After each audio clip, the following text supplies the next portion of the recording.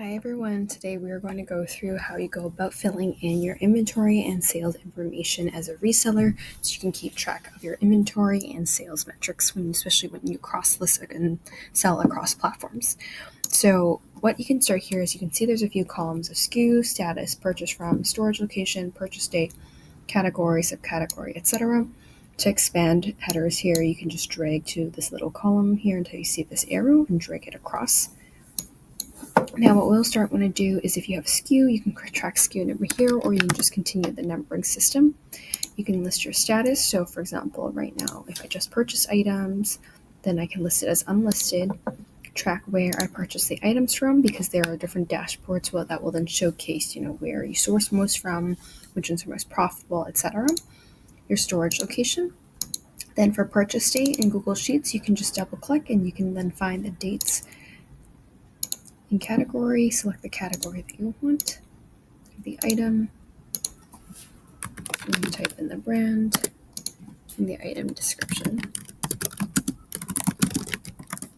And what you'll see here is the quantity here will automatically fill in at least one for it, or if you have multiple, then you can just write 3 or 1. The item cost here, you can automatically fill in based off how much you purchased the item for, and then you can track the date that you listed it as well. Then you can also track the listed price of how much you listed it for, so this will track how much discount you end up giving on the item. If you do also want to track cross-listing, there's this plus button at the top that you can click, and then you can track where you've cross-listed on, for example, Poshmark, eBay, whatnot, and Facebook. Now, when you actually make the sale, what you're going to do is then fill out this orange part of the section here, which has the header sales. So for example, let's say I sold the item. Then you can select the platform that you sold it on. So let's say it was Facebook, and you can track that. What is the type of offer? Was it a bundle, offer from buyer, full price, live show? Let's say this was an offer from the buyer. The quantity here has a formula that automatically adjusts to be the same one as the quantity there, but if it changes, then you can just overwrite it.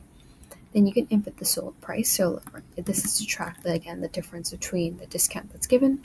So let's say the offer from the buyer was 30 and I took it. The platform fee here, sometimes in platform fees here, you're going to input how much the platform charged you for it. It might be like $3. And then the promoted fee, if there's any other fees, for example, any taxes required, and then the actual shipping cost here. So my shipping cost was $4, and I'm going to type that in here. And then the total fees here, you can see is a formula that automatically summed up all the other fees that we inputted. And then everything in this green section, metrics, is automatically pulled. So it tells us that our days in inventory was 2 days, because that's the difference between the day that we sold the item versus when we listed. The percentage of discount given calculates what percentage discount we gave to the client. Revenue is how much money we actually got in hand, without taking any costs into consideration. Then we have gross profit, which takes away all the costs that we've paid as well as the item cost.